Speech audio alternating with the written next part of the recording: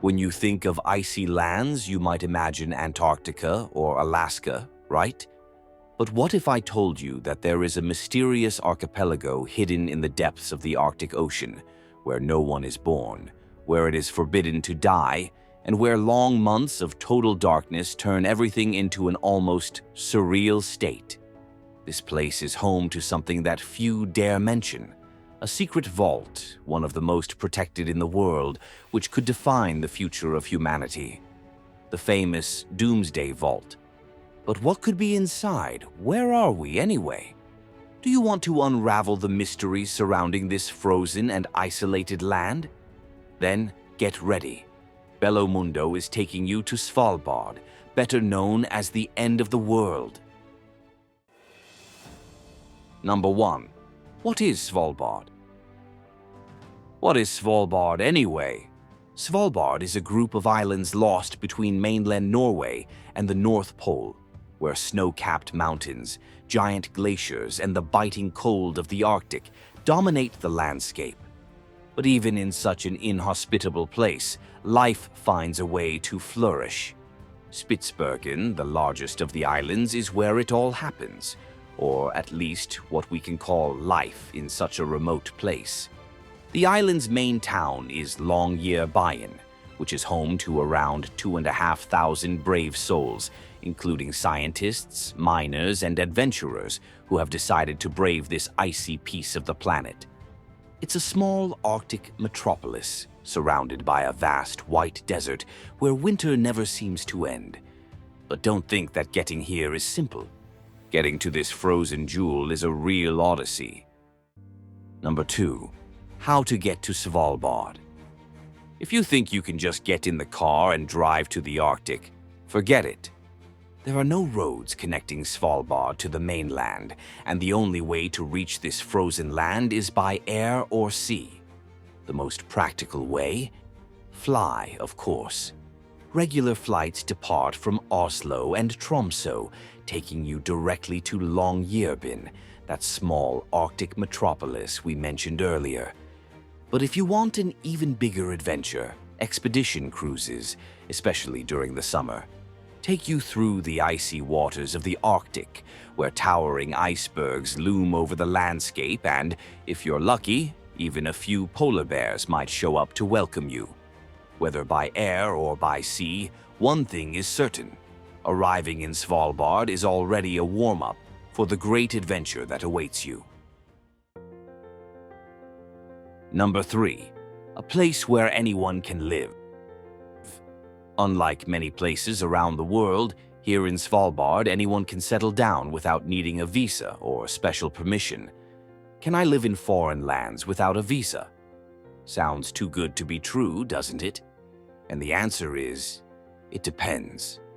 Anyone who decides to live in this extreme environment needs to be self-sufficient.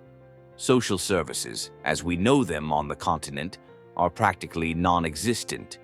Here, you can't rely on hospitals or state support in the same way as elsewhere.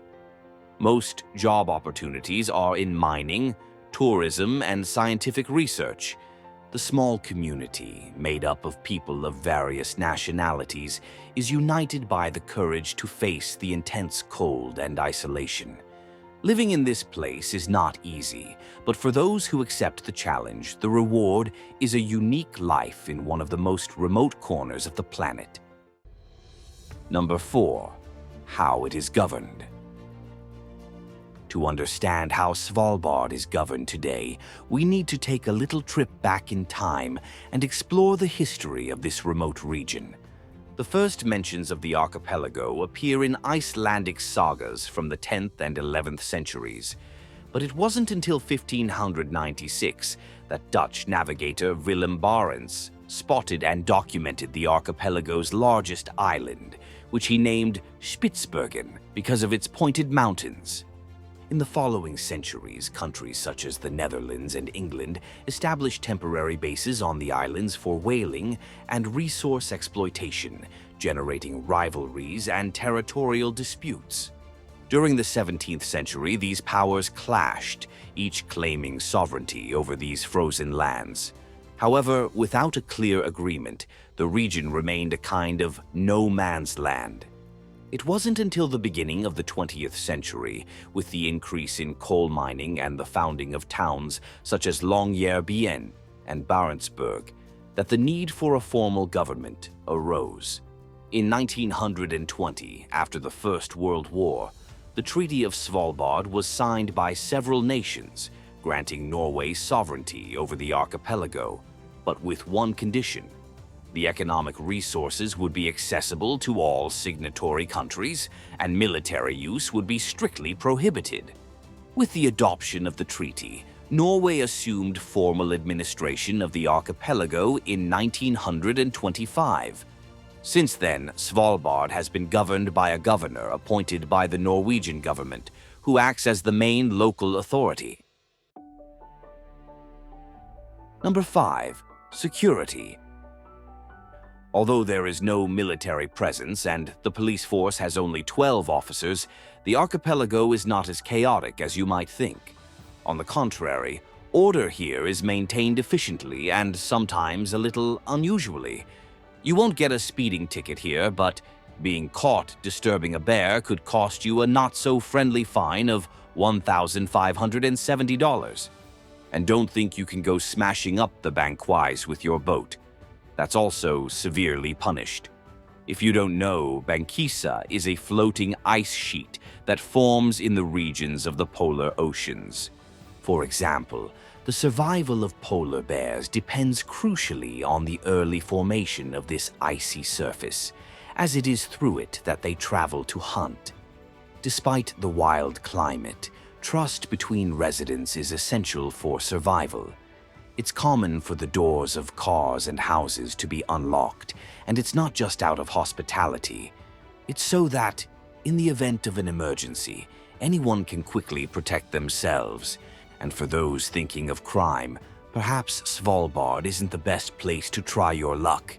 In 2018, a Russian decided to rob the archipelago's only bank and managed to steal just over $7,000.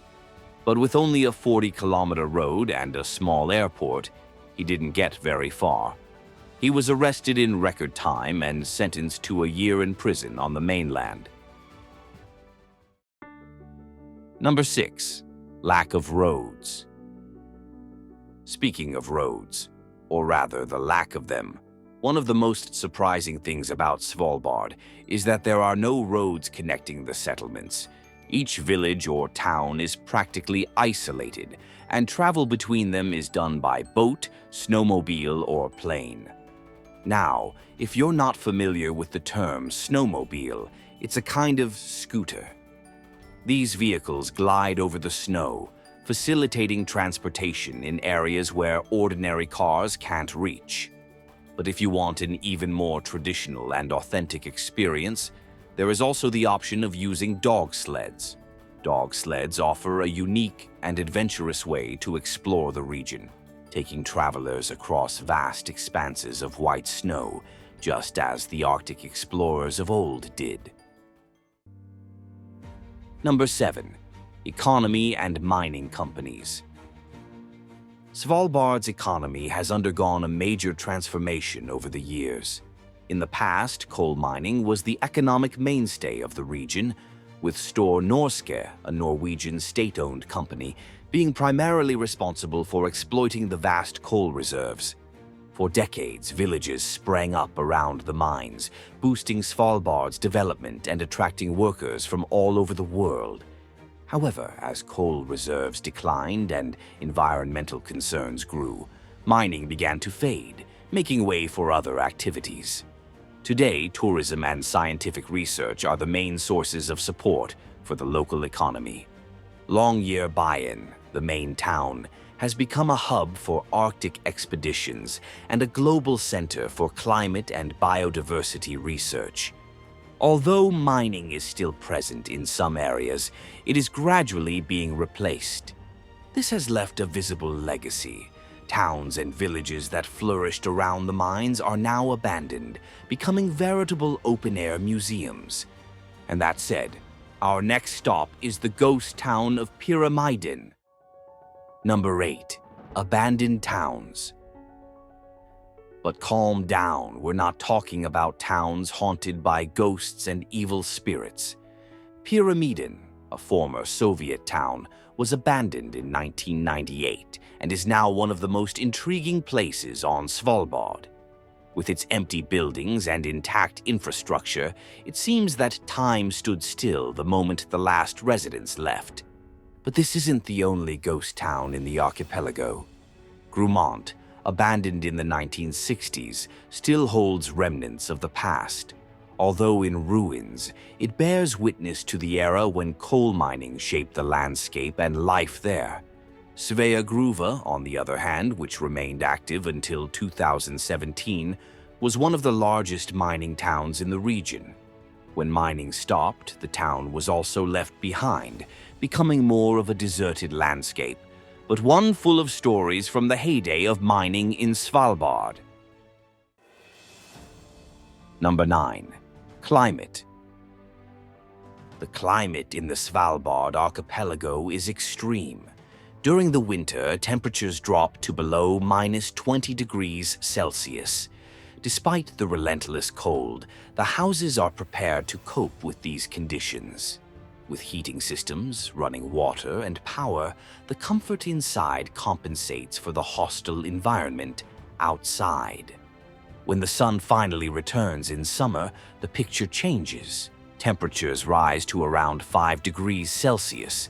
The frozen landscape takes on new life, and people's energy reflects this transformation. But to better understand this reality, we need to talk about two impressive phenomena that are part of the extreme daily life of this place. Number 10. Polar night. From November to February, the darkness is total. The sun disappears completely, and the only light comes from the stars and the occasional aurora borealis in a phenomenon known as polar night.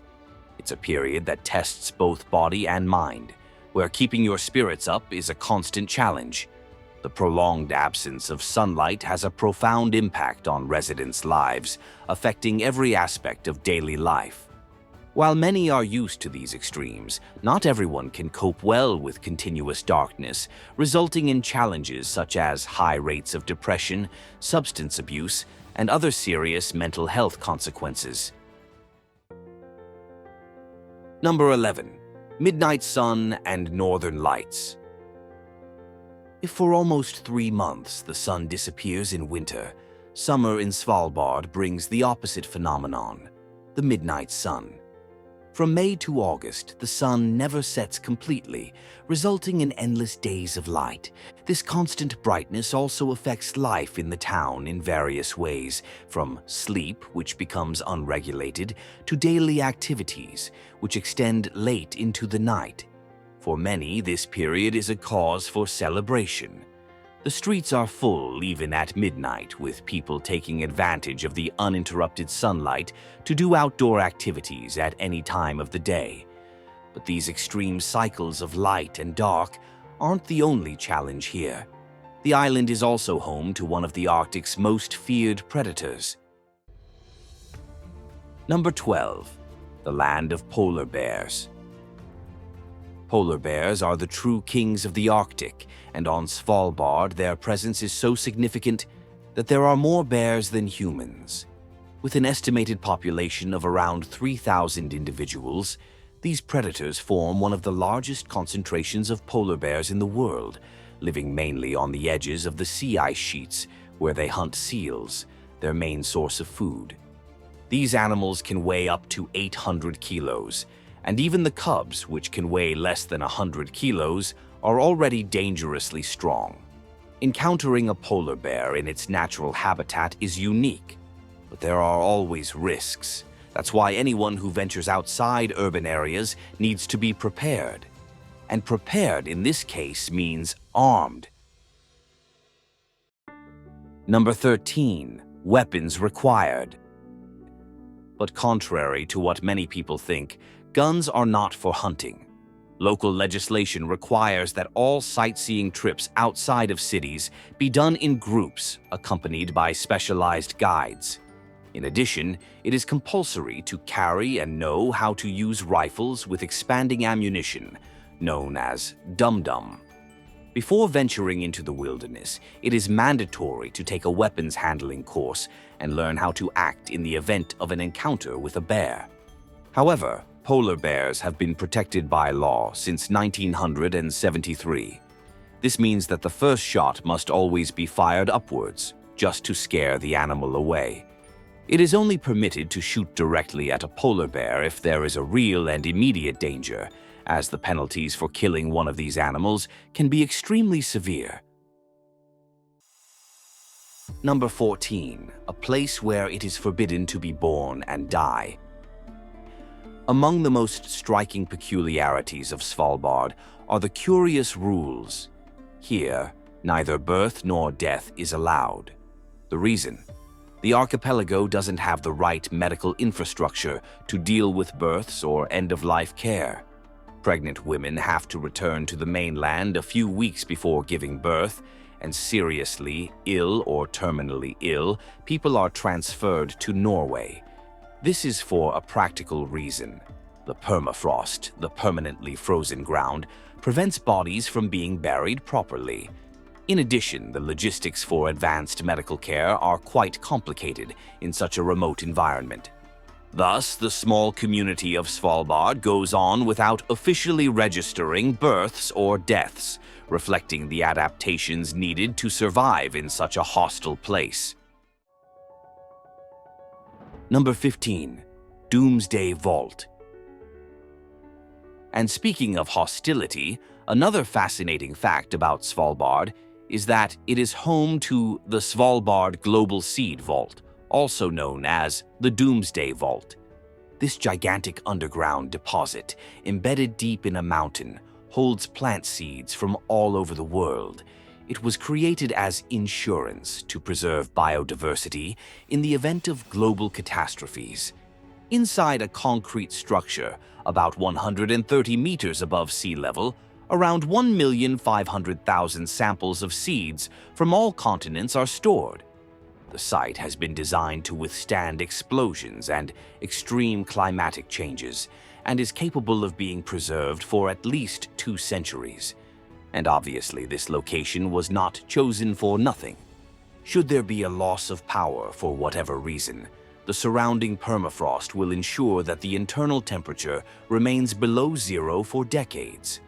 This project is maintained by the Norwegian government in partnership with the Nordic Genetic Resource Center and the Crop Trust, an international organization dedicated to food security. The vault has already played a crucial role. In 2015, seeds from Syria were taken to re-establish the Aleppo Bank, destroyed during the war. This Doomsday Vault is a veritable catalog of life, designed to ensure that our planet's agricultural biodiversity survives, regardless of the crises humanity may face. And let's face it, the way things are going, it might have to be used soon. So, have you ever heard of this remote place? Would you risk moving there? Let us know in the comments. Don't forget to turn on your notifications to be notified firsthand about our next videos. And if you haven't subscribed to the channel yet, take the opportunity to join our community of passionate travelers and embark on this Bello Mundo with us. For those of you who have watched so far, thank you very much, and see you next time.